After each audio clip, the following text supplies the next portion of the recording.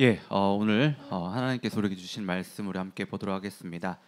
오늘 말씀은 요한복음 14장 5절부터 7절까지의 말씀입니다. 요한복음 14장 5절부터 7절까지의 말씀을 우리 함께 보도록 하겠습니다. 앞에 PPT를 보셔도 되고요. 자, 그러면 제가 읽을 테니까 여러분들은 눈으로 함께 좀 따라 읽어주시면 감사하겠습니다. 제가 5절부터 읽도록 하겠습니다. 도마가 이르되 주여 주께서 어디로 가시는지 우리가 알지 못하거늘 그 길을 어찌 알겠사옵나이까. 예수께서 이르시되 내가 곧 길이요 진리요 생명이니 나로 말미암지 않고는 아버지께로 올 자가 없느니라. 너희가 나를 알았더라면 내 아버지도 알았으리로다. 이제부터 너희가 그를 알았고 또 보았느니라. 아멘. 이 시간에는 우리 스티브 형제님 나오셔서요. 왜 예수님인가? 라는 제목으로 말씀을 전해주도록 하겠습니다. 안녕하세요. 또 뵙습니다. 그래도 또 오셨네요. 어제 그 난리를 쳤는데 또 오셨네. 제가 저번에 여기 왔을 때 제가 아버지 얘기를 조금 나눴었는데 한 가지만 더 말씀드릴게요. 그때 저희 아버지가 갑자기 돌아가신 얘기를 나눴던 게 기억이 나는데 그 훨씬 후에 저희 누님이랑 같이 얘기를 한 적이 있어요. 그래서 그때 저희들끼리 얘기를 한 바로는 아버지께서 돌아가시기 전에 몸에 어떤 이상 상태가 있는 거를 이미 알고 계셨을 거다, 이런 얘기가 이렇게 좀 나왔거든요. 그 이유 중에 하나가 돌아가시기 전에 그 96년도 2월 달에 갑작스럽게 돌아가셨는데 그 바로 전해 95년도에 갑자기 안 하시던 걸 하시는 거예요. 갑자기 금요일마다 저희 셋을 불러 모으시고는 같이 앉으셔서 이런 얘기도 하시고 저런 얘기도 하시고 뭔가 이런 좀 지혜의 조언 같은 거를 자꾸 전해주시는 거예요. 그래서 너무 밤늦게 돌아다니지 말해. 내 그 나쁜 습관 그거 다 밤늦게 돌아다니면서 배웠다 아이가. 막 이러시면서 이런저런 말씀을 계속 하시는 거예요. 그래서 나중에 갑작스럽게 아버지 돌아가시고 누님이랑 얘기를 나누면서 그래서 그러셨구나, 이거를 좀 깨닫게 됐어요. 그래서 생각이 드는 게 얼마나 그 말씀을 해주셨던 게 당신한테는 그게 얼마나 중요한 것이었을까, 그죠? 그만큼 중요했기 때문에 자기가 몸에 이상이 있다는 걸 아시면서도 아마도 오래 못 살 거라는 걸 아시면서도 그 마지막에 그 얘기를 다 해주시는 거예요. 그래서 오늘 요한 14장을 보는데 요한 14장의 배경이 뭐냐면 최후의 만찬이잖아요. 예수님 바로 배반당해서 로마군에게 넘겨지기 바로 직전에 마지막으로 저녁을 제자들과 함께 하시면서 나누신 말씀이란 말이죠. 그러니까 그만큼 중요한 얘기를 하시는 거예요. 그죠? 그래서 14장 1절부터 잠시 읽자면은 예수님께서 제자들에게 말씀하시기를 너희는 마음에 근심하지 말라. 하나님을 믿으니 또 나를 믿으라. 내 아버지 집에 거할 곳이 많도다. 그렇지 않으면 너희에게 일렀으리라. 내가 너희를 위하여 거처를 예비하러 가노니 가서 너희를 위하여 거처를 예비하면 내가 다시 와서 너희를 내게로 영접하여 나 있는 곳에 너희도 있게 하리라. 내가 어디로 가는지 그 길을 너희가 아느니라. 그때 도마가 말하죠. 어디 가시는지 모르는데 어떻게 그 길을 알고 찾아갑니까? 그러니까 예수님께서 하시는 말씀이 길이요 진리요 생명이, 나는 길이요 진리요 생명이니 나를 통하지 않고는, 나를 말미암지 않고는 아버지께로 올 자가 없느니라. 그렇게 말씀을 하신 거거든요. 여러분 길 잃어보신 적 있으세요? 특히 어렸을 때 길 잃는 거 참 엄청나게 무섭거든요. 갑자기 어디로 가야 될지도 모르겠고, 누구나 그런 경험을 한번 해보셨을 것 같은데 그거를 아빠 입장에서 한번 본 적이 있어요. 그래서 아버츠포드 아직 살 때인데 그때 저희 딸아이가 한 3살인가 그랬거든요. 그래서 걔랑 뭐 동생 겨우 이제 막 겨우 걸어 다니기 시작한 애 데리고 맥도날드에 갔어요. 맥도날드에 제가 그 동생을 데리고, 제 딸 이름이 마야거든요. 예진이라고 하는데 예진이 데리고 갔는데 제가 너무 앞서가 버린 거예요. 사람 북적대는데 앞서 가가지고 이제 동생 그 이제 앉혀준다고 뭐 먼저 가가지고 앉혀주고 하고 있는데 뒤돌아보니까 애가 없는 거예요. 그래서 막 봤죠, 찾았죠. 근데 저기 보이네. 그 문 옆에 서가지고 울먹울먹거리면서 있는 거예요. 아이고, 아빠 입장에서 그거 보는 거는 진짜 그거는, 그래서 얼른 가가지고 이쪽에 있다고 빨리 오라고. 그러니까 보자마자 막 활짝 웃으면서 오더라고요. 그래서 앉아서 뭐 치킨 맥너겟 뭐 이런 거 먹으면서 좀 화기애애하게 그렇게 했는데 길 잃는 게 참 무섭잖아요, 그죠? 길을 잃으면은 어떻게 해서 길을 찾을 수 있을까요? 예를 들어서 배를 타고 가는데 길을 잃었다 하면은 뭐를 보고 다시 육지를 찾아야 되죠? 나침반을 봐야 되죠. 나침반이 없으면 또 어떻게 할 수 있을까요? 별을 보고 가는 거죠, 그죠? 옛날에 그렇게 진짜 항해를 했고, 근데 왜 별을 보면은 자리를 알 수 있을까요? 우리가 어디 있는지, 어느 방향으로 가는지 늘 같은 자리에 있으니까. 특히나 북극성 같은 거는 그거를 보면서 다들 항해를 했잖아요. 근데 이리 갔다 저리 갔다 하는 거를 따라가면은 길을 못 찾을 거 아니에요. 예를 들어서 누가 바다에 공을 던졌는데 그 공을 보면서 따라가서 육지를 찾을 수는 없을 거 아닙니까? 그죠? 북극성 같은 걸 봐야지. 그래서 그 북극성을 찾아야 돼요. 근데 문제는 그거를 길을 잃었을 때 길을 찾는 자세가 굉장히 중요합니다. 교회에 오래 다니신 분들은 아마 이런 경험을 좀 해보셨을지도 모르겠는데, 교회 크면서는 뭐 여러 가지 질문이 있잖아요. 근데 그 질문을 딱히 어디다 할 데가 없을 때가 있어요. 질문을 하면은 또 오히려 좀 뭐랄까 욕먹고 믿음이 부족하다고. 그래서 지금 이 9절에 보면은 5절에 질문을 하는데 주여 주께서 어디로 가시는지 우리가 알지 못하거늘 그 일을 어찌 알겠사옵니까 하는 게, 이게 누구죠? 도마. 도마 하면은 무슨 생각 나세요? 의심 많은, 그죠? 근데 어떻게 보면 참 불쌍해 도마가.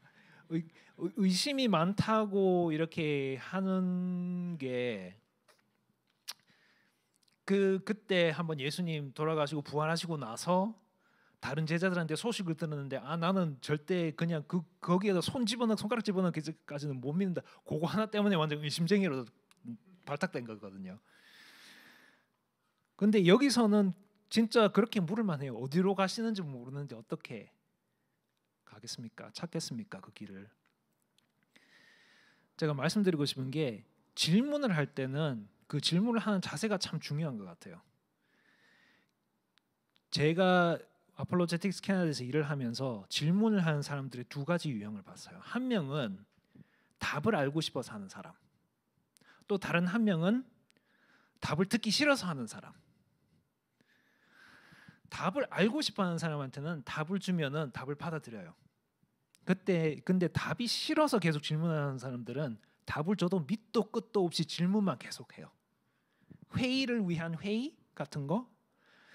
문제는 의심이라는 거는, 회의라는 거는 어떻게 보면 참 좋은 게, 회의가 들면은 답을 찾고 싶을 때가 있어요. 그러니까 답을 찾기 위한 과정에서의 회의라면은 그건 아주 좋은 거예요. 근데 답이 듣기 싫어서 하는 건, 회의를 그게 목적지라면은, 질문을 던지는 게 목적이라면 그거는 아무것도 안 되겠죠. 그냥 자기가 답을 알기 싫다는 것만 드러낼 뿐이라고 생각을 합니다.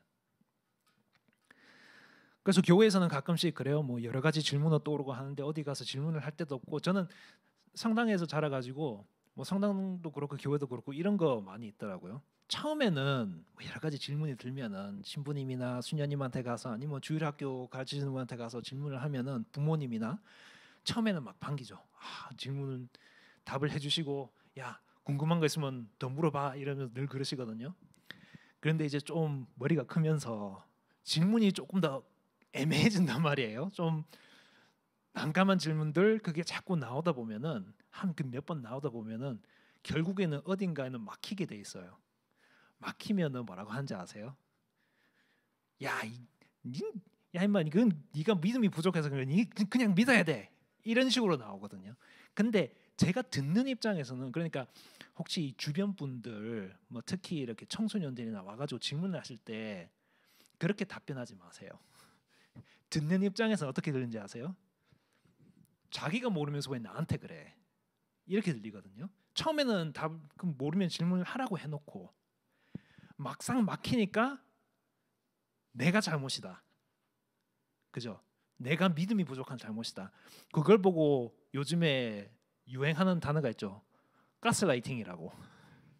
자기가 잘못해놓고 남이 잘못한 것처럼 뒤집어 씌울 때. 그래서 그렇게 들리거든요. 오히려 막히면은 그냥 모르겠는데 하시면 돼요. 그래서 저도 질문 받다가 보면은 모를 때는 그건 잘 모르겠는데요. 한번 알아보겠습니다. 뭐 이런 식으로 좀 나오려고 하거든요. 가끔가다 쪽팔려 가지고 막 억지로 답을 하려고 할 때는 있는데 그럴 때마다 사람들이 늘 알아채요. 그걸 이거 아닌데 괜히 좀 그런. 그래서 답을 찾는 자세가 참 중요하다고 생각합니다. 그만큼 그리고 또 답을 받아주는 자세도 필요하고.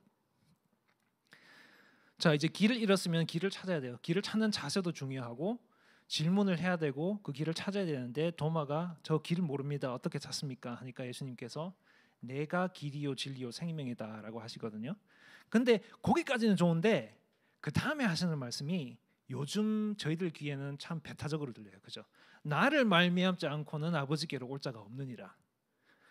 그러니까 나 없으면 구원받지 못한다 이 말씀을 하시는 건데 저희 귀에는 상당히 요즘에 특히 막 세상에 종교가 얼마나 많은데 특히 밴쿠버 같은 데는 온갖 문화들이 섞인 곳이잖아요. 그런데 이런 말씀을 듣는 거는 참 귀에 거슬릴 수도 있어요. 근데 상식적으로 조금 더 논리적으로 생각을 해보면은 그렇게 될 수밖에 없어요. 여러분 어제 저녁에 종교에 대해서 얘기를 잠깐 했잖아요. 종교가 뭘까요? 종교는 세상을 바라다보는 눈이라 그랬죠. 세상을 바라다보는 눈. 그러니까 우리는 세상에 대해서 어떤 특정한 뭐랄까 어떤 보는 그 시각이 있는 거예요. 근데 그 보는 시각은 그 세상하고 맞으면은 그걸 보고 진리라 그러고 안 맞으면은 그게 진리가 아니라고 하거든요. 예를 들어서 이재석 목사님은 하늘둥지 교회의 담임 목사님이시다 하는 생각을 제가 갖고 있다면은 그 생각이 실제랑 맞아 떨어지면은 일치하면은 그걸 보고 진리라 그래요. 진실이잖아요. 그죠? truth 그러죠. 영어로는 구분도 안 해. 그냥 truth 그러잖아요. 맞죠? 근데 예를 들어서 이재석 목사님은 어떻게 말할까? 이재석 목사님은 한국에서 태어나셨죠. 이재석 목사님은 영국에서 태어나셨다. 이런 생각을 제가 갖고 있잖아요. 그러면 그게 실제랑 맞아 떨어지나요? 아니죠. 그럼 그게 아닌 거예요. 그죠? 그건 거짓인 거예요.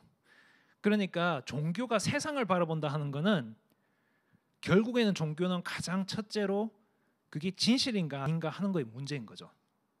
뭐 사람들이 종교를 생각할 때는 늘 그렇잖아요. 착하게 살라고 종교를 믿는 거다. 그래서 기독교도 그렇고 불교도 그렇고 뭐 자비를 가르치고 하니까 뭐 다 거기서 거기 아니냐 이렇게 생각들을 하시는데 우리가 사는 모습은 우리의 윤리는 결국에는 우리가 진리라고 생각하는 것에 딱 박혀 있거든요. 그래서 종교란 거는 가장 첫째로 진리냐 아니냐의 문제예요. 종교가 논리적으로 다 틀릴 수는 있는데 다 옳을 수는 없어요. 그죠? 근데도 이렇게 가르칩니다. 종교 다 거기서 거기라고. 다 그냥 다 세상 바라다 보는 눈이 있지 뭐 그게 그렇게 중요하네 이렇게 말씀을 하시는데 글쎄요. 여러분들은 이렇게 크셨는지 모르겠는데 저는 초등학교 때 그때는 초등학교라고 안 그랬죠. 그때 국민학교를 그랬지. 한 4학년인가 5학년 때 이거를 배웠던 기억이 나요. 코끼리와 장님의 비유라고 들어보셨어요? 뭐지?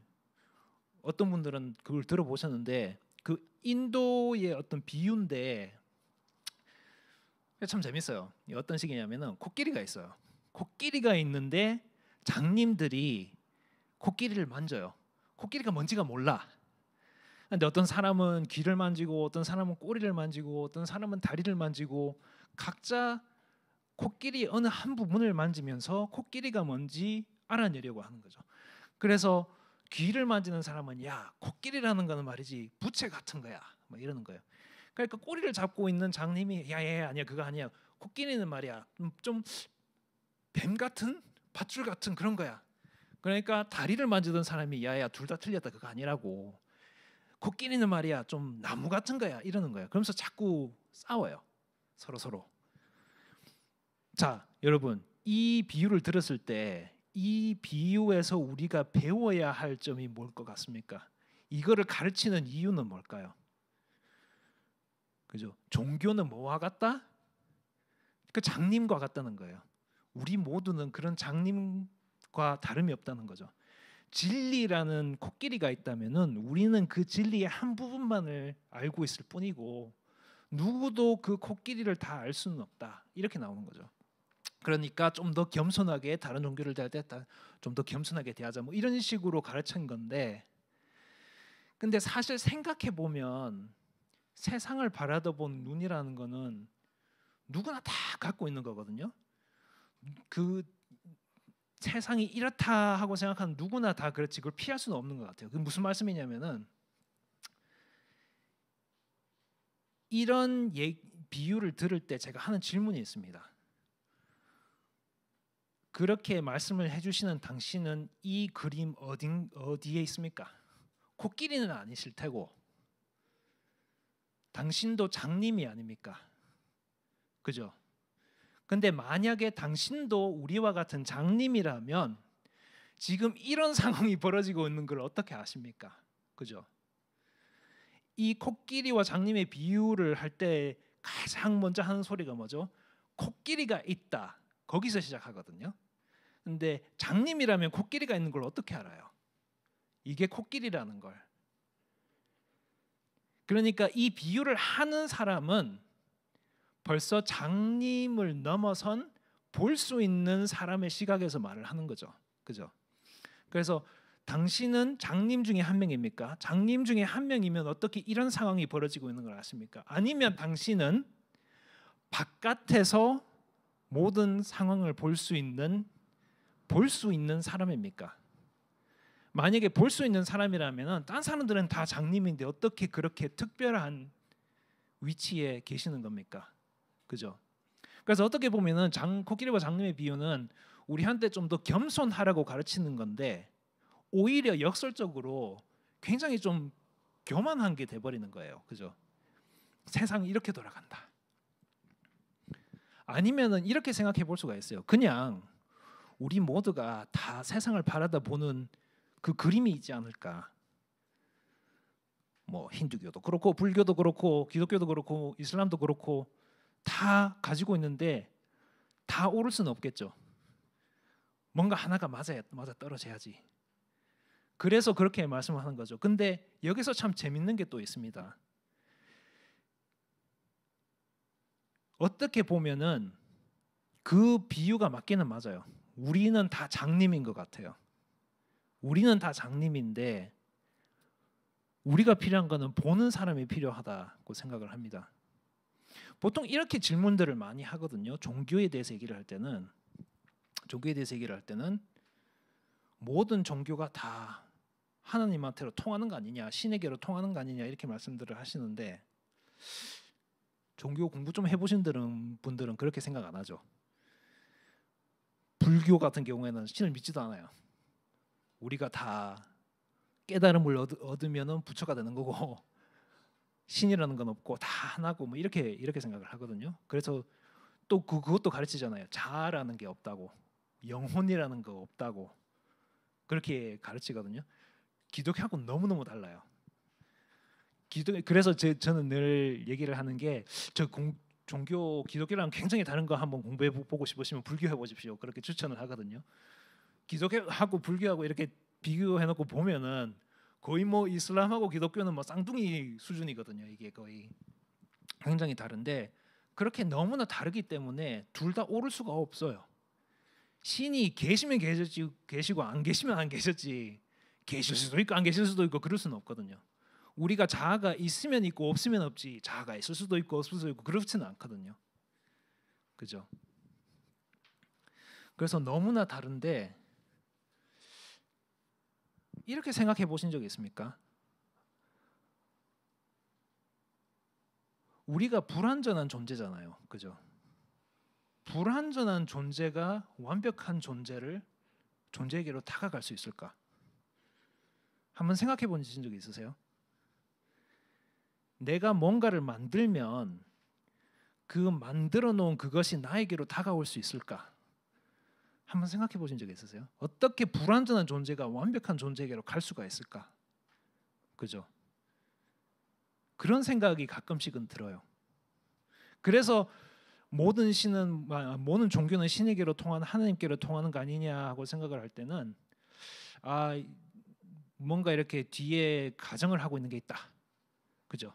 하나님께로 다가갈 수 있다는, 신에게로 다가갈 수 있다는 것을 미리 전제를 해놓고 질문을 하는 거거든요. 그거를 먼저 믿어놓고. 근데 저는 그렇지는 않다고 생각을 해요. 저는 저희들이 다 장님이라고 생각하는데, 문제는 세상을 똑바로 볼 수 있는 사람이 누구일까 하는 거예요. 과연 세상을 똑바로 볼 수 있는 사람은 누굴까? 그래서 기독교에서 말하는 가장 놀라운 주장 중에 하나는, 우리가 종교를 통해서 하나님께로 가는 게 아니라 하나님께서 우리에게 오셨다. 그게 필요한 거잖아요. 볼 수 있는 사람이 볼 수 없는 사람에게 다가와서 세상은 이렇다 하고 보여주는 거. 누군가가 나에게 와서 길 잃은 나한테 이 길이다. 나를 따라와라. 그죠? 제 딸아이가 맥도날드에서 길 잃고 울먹거릴 때 제 아빠 심정에서 이리 와. 나한테 와. 다가가거든요. 다가가고 싶거든요. 기독교에서 말하는 거는 제가 공부해본 바로는 다른 종교하고는 엄청나게 다른 게, 하나님께서 저한테 오셨다는 거예요. 인간의 모습을 하시고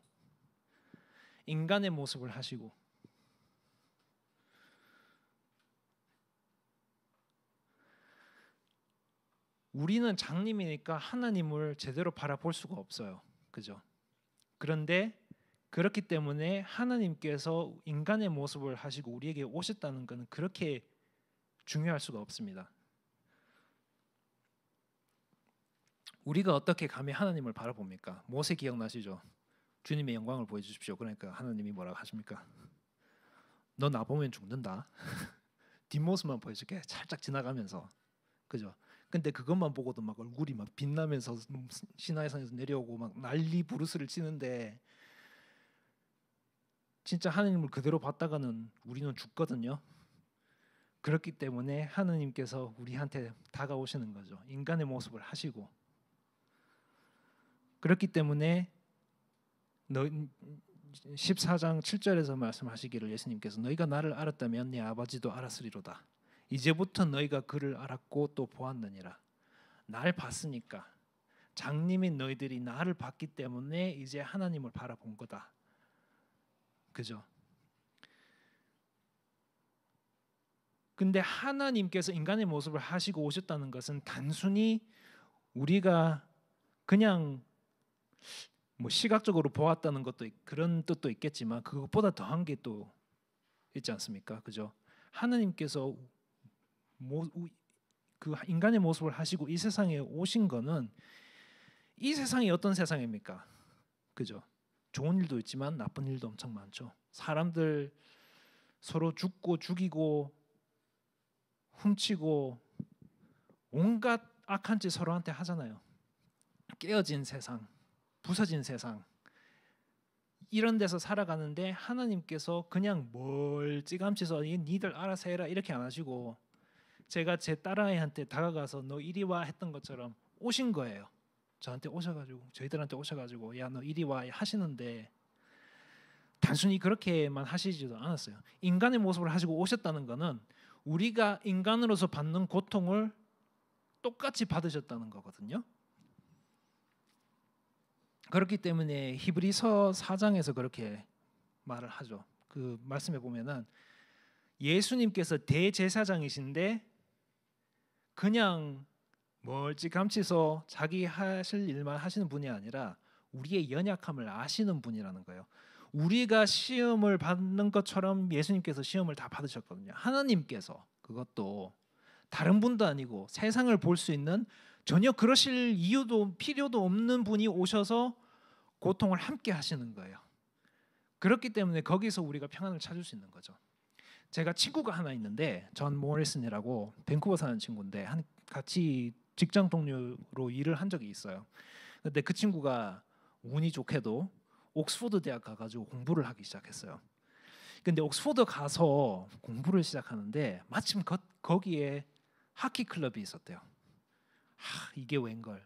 나 캐나다인인데 하키 좋아하는데 하키 클럽이 있다고 당연히 가서 보여줘야지 얼마나 잘할 수 있는지. 그래서 하키 클럽에 가입을 했대요. 근데 자기가 전혀 상상도 못한 강도의 훈련이 시작이 됐다는 거죠. 막 새벽 5시에 일어나서 막 뛰고, 아니 나 공부하러 왔는데 그냥 하키 그냥 하면 안 돼? 안 된대요. 막 엄청나게 빡세게 훈련을 시키는데, 그래서 어느 날은 아침에 막 새벽같이 일어나서 같이 뛰는데 막 불평 불만 5만 가지 생각이 다 들더라는 거예요. 근데 딱 앞에서 뛰어가는 사람을 보니까 그 생각이 좀 덜하다라는 거예요. 그 누군데 하니까 그 팀 주장이라고. 우리 새벽에 다 깨워서 이거를 시키는 장본인이 그냥 너희들 뛰어 하고 이렇게 보는 게 아니라 제일 선두에 서서 뛰는 거예요. 그거를 볼 때마다 자기는 나는 진짜 불평할 게 아니구나. 먼저 뛰어가고 있구나. 내 고통을 아는구나. 알기 때문에 이것도 할 수 있겠다라는 생각이 들더래요. 그렇듯이 하나님께서 우리한테 오셨다는, 인간의 모습을 하시고 오셨다는 것은 우리의 고통을 아신다는 겁니다. 길을 잃은 우리, 길이요 진리요 생명이신 예수님께서, 하나님께서 우리 길이 보이지 않는 우리한테 오셔서 야 너 이리 와 하시는 거예요. 멀리서 보지 않으시고 그 온갖 세상의 풍파를 다 견디시면서, 시험을 견디시면서 우리한테 오셔서 같이 가자.